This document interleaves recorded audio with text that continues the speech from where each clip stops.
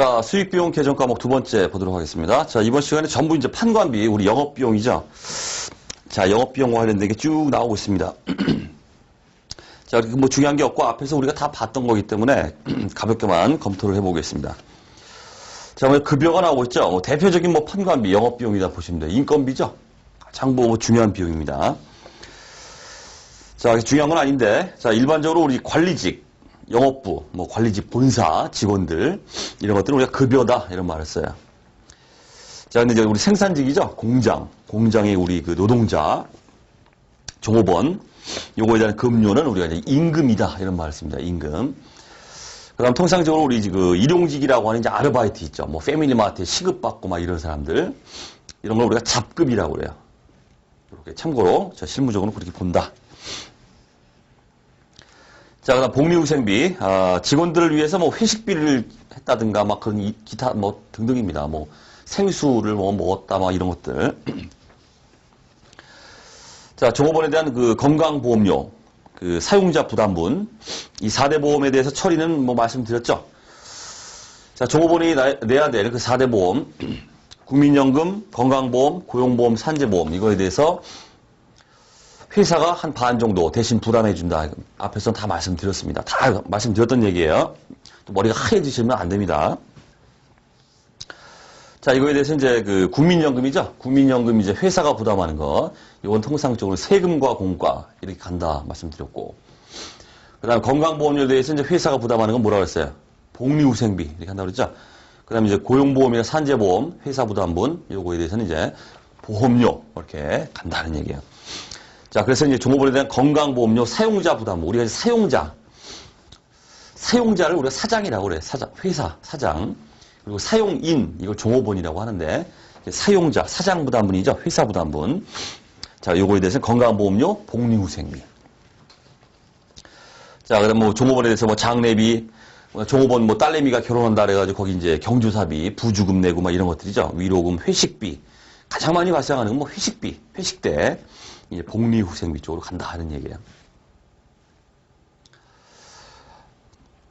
자, 뭐 사례라 할 것까지도 없는데 뭐 직원 회식비를 지출했다. 그러면 이제 복리후생비, 그 다음에 현금 나갔다 이런 식으로 처리해 준다는 얘기예요.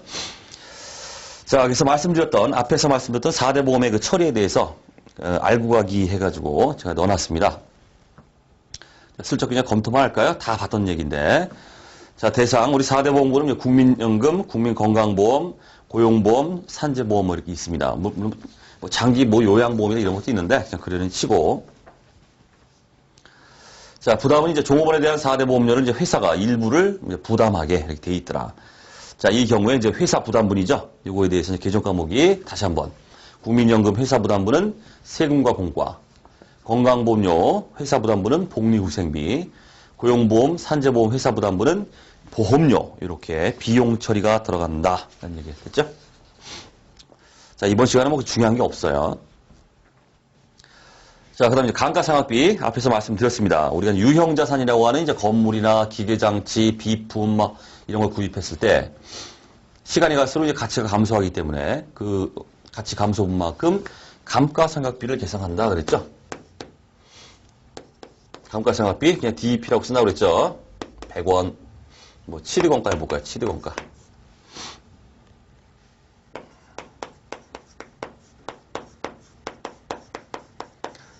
자, 건물을 500원 주고 샀다. 자, 감가상각비가 당기분이 100원이다.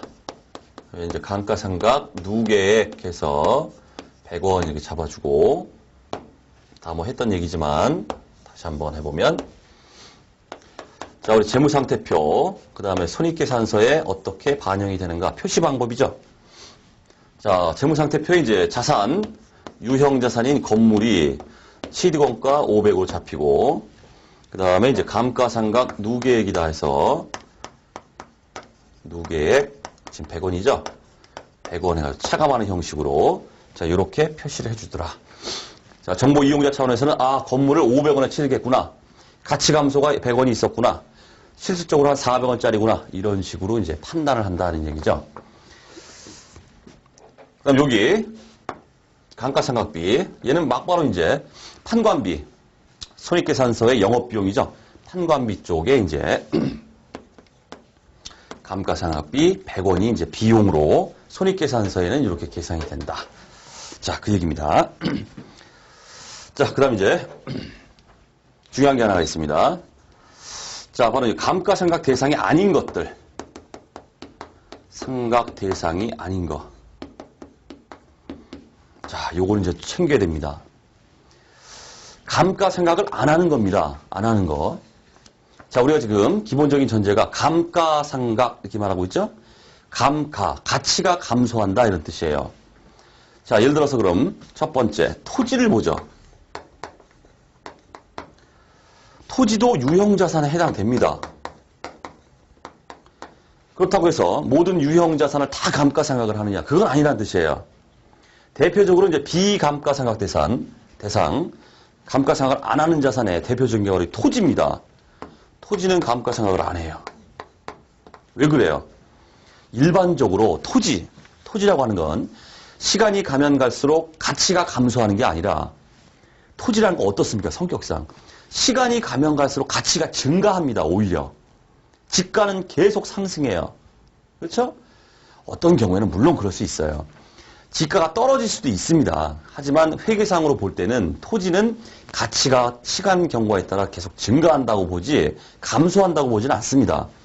그렇기 때문에 감가상각 자체를 하지 않는다는 뜻이에요. 중요합니다. 유형자산에 포함되지만 감가상각 대상이 아니다. 두 번째, 우리 앞에서도 봤습니다. 이 건설 중인 자산이에요. 건설 중인 자산도 유형자산에 들어간다고 했죠.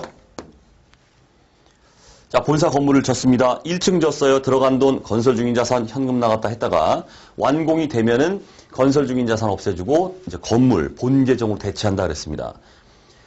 하지만 건물이 완성은 안 됐어도 들어간 비용을 건설 중인 자산으로 유형자산으로 잡아놔요. 유형자산이라 할지라도 아직 완공이 안 됐기 때문에 감가상각은 하지 않는다. 언제부터 감가상각한다? 말씀드렸죠? 본 계정인 유형자산, 건물로 대체되는 그 순간부터 건물에 대해서 이제 감가상각이 쫙 들어간다는 얘기예요. 다음 세 번째, 바로 투자부동산 얘기입니다.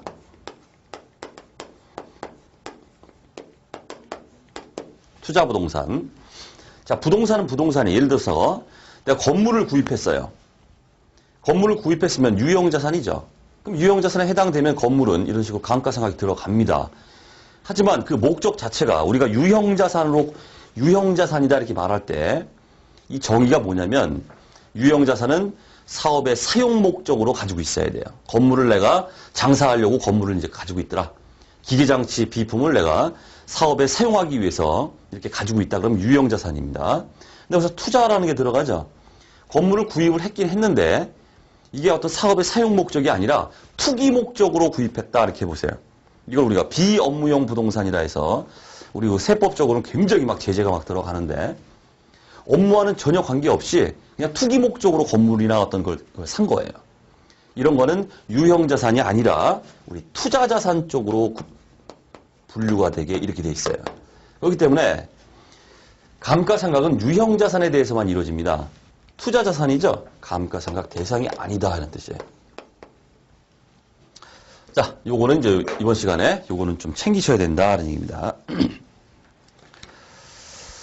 자, 뭐 사례 뭐 볼 것도 없죠. 단기 초에 500원에 취득한 기계장치에 대해서 결산일에 감가상각비를 100원을 계상했다. 다 말씀드렸어요.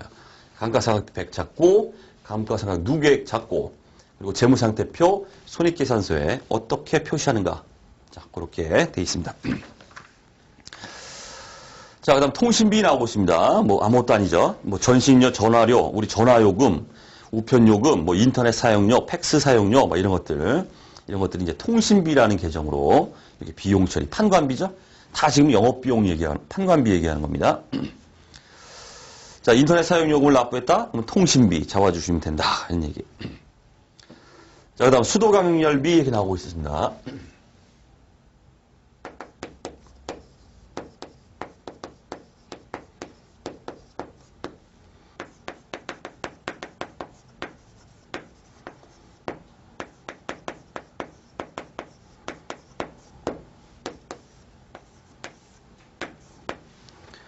자, 뭐 이렇게 중요한 건 아닙니다. 우리가 이제 더 좋은 프로그램이나 프로그램을 돌릴 때 이런 것들이 이제 나타납니다. 이론적인 거라기보다는 이제 프로그램 돌리실 때 그 얘기인데 가볍게만 말씀드리면 수도 광역이 나오죠. 수도료예요, 수도료. 그 다음 전기세 나갔다. 전기료, 전기요금. 이런 것들이 이제 수도 광열비다. 이런 얘기입니다. 그럼 이걸 왜 구별을 하느냐? 굳이 구별을 하면 또 이렇게 된다는 겁니다. 이게 뭐냐면 수도 광열비라고 하는 거는 우리 본사죠.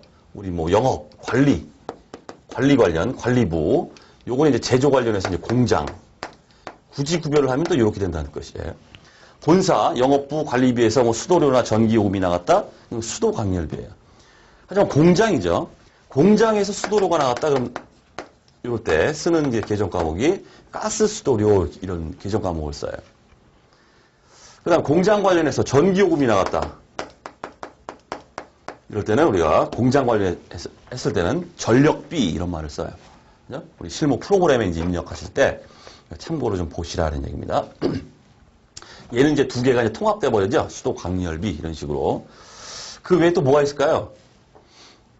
이제 뭐 겨울철이 돼서 우리 이제 그 난로 피잖아요. 그래서 이제 등유를 사다가 넣었다. 이런 것도 다 수도 광열비입니다. 자, 개요에 수도료, 전기료, 유류비. 그 유류비가 이제 그 난로 막 그런 거, 그 등유 막 그런 거 쓴 거죠. 가스비, 연탄비 다 합쳐져가지고 이렇게 이제 관리부, 영업부 차원에서는 다 합쳐져서 그냥 수도 광열비 해버리고 이제 비교에 이제 그 얘기가 나오고 있어요. 여기 이제 공장 관련입니다. 가스 수도료, 공장 등 제조업의 수도료, 유류비, 가스비, 연탄비를 말한다. 그 다음 전력비, 공장 등 제조업의 전력 및 전기요금, 전기료를 말한다. 구별을 하자면 자 그렇게 돼 있다는 얘기예요. 자, 사례, 뭐 겨울 난방용 등유를 구입했다? 수도 광열비다 하는 얘기입니다. 자, 그 다음 세금과 공과. 자, 세금과 공과가 굉장히 그 폭이 넓습니다. 다양하게 이제 세금과 공과를 처리하는데, 자, 개요에 보시면 각종 세금, 뭐 세금이 별의별 게 다 있겠죠. 뭐 자동차세, 우리 수업용으로 자동차세 이게 많이 나와요. 자동차 가지고 있으면 자동차세 나갑니다. 이게 대표적인 세금과 공과예요. 이게 자동차세, 세금 같은 거. 그다음 위에서 봤죠. 4대 보험의 그 회사 부담분을 뭐라고 그랬습니까? 국민연금. 국민연금의 회사 부담분, 세금과 공과. 이게 들어가 있어요. 국민연금의 회사 부담분. 그 다음 이제 각종 회비들이 있습니다. 뭐 대한적시자사 회비, 뭐 해가 회비. 이거, 뭐, 에라 모르겠다. 그냥 세금과 공과. 그 다음 벌금이나 과태료, 뭐 과징금, 뭐 이런 것들. 세금과 공과로 처리가 되게 돼 있습니다. 자, 볼 거는 이제 그나마 볼 거는 우리 주위에 나오고 있는 바로 취득세, 등록세 얘기예요. 취득세, 등록세.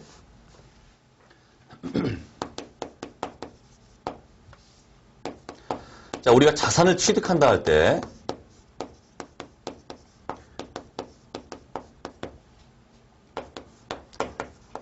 취득세라는 걸 내요.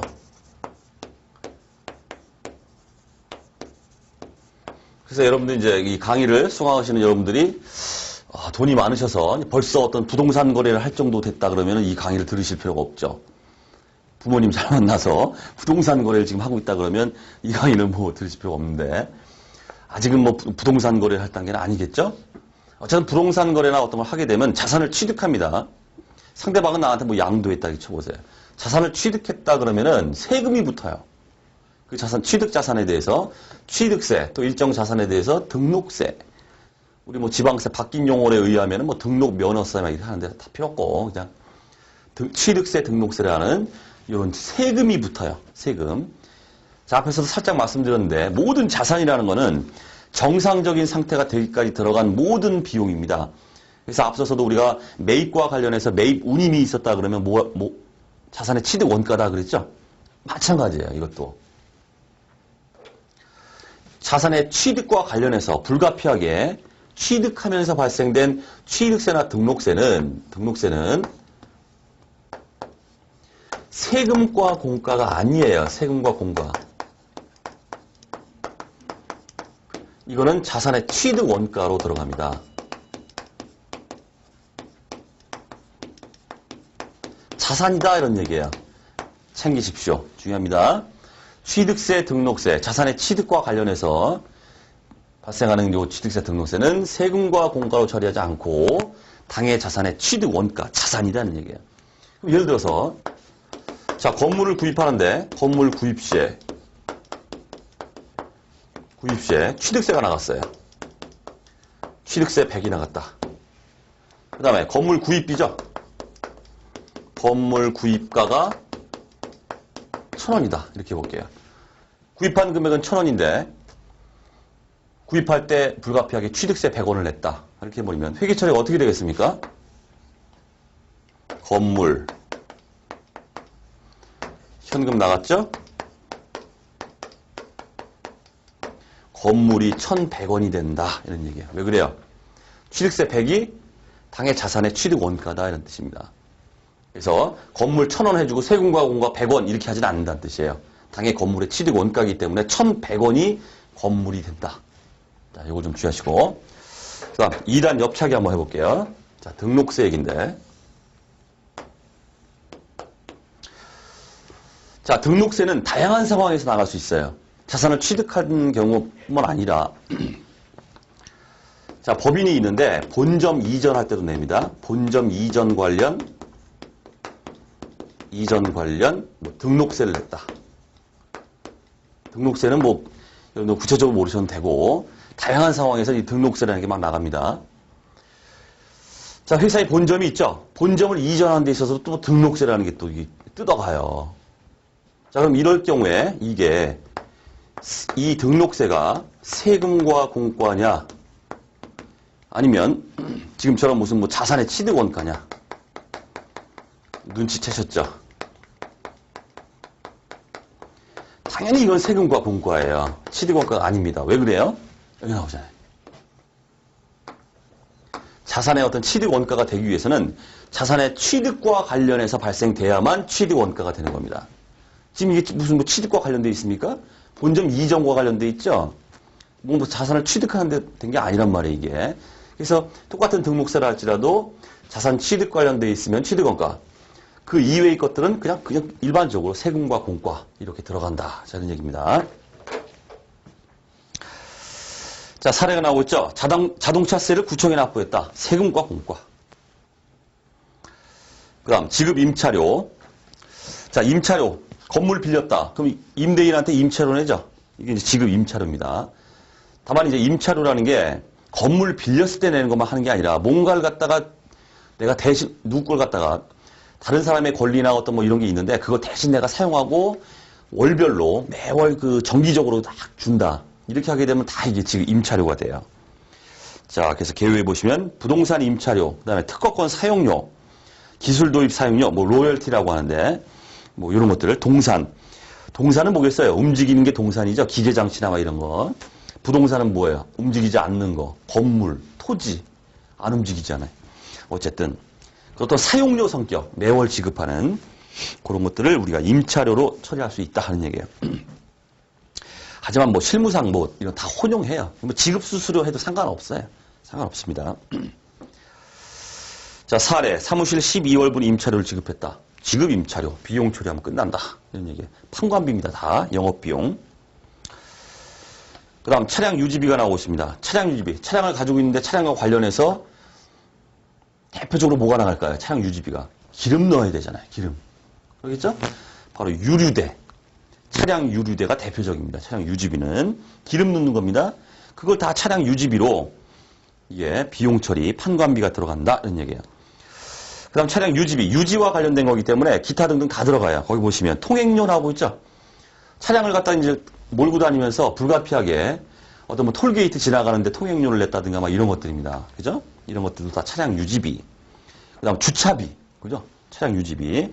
그 다음에 차량이 고장 나가지고 정비소에 맡겼다. 수리비 나가죠? 차량 수리비도 다 차량 유지비로 이렇게 판관비, 영업비용 처리된다는 뜻이에요. 그럼 이제 또 질문하죠. 선생님, 통행료라고 말씀하셨는데요.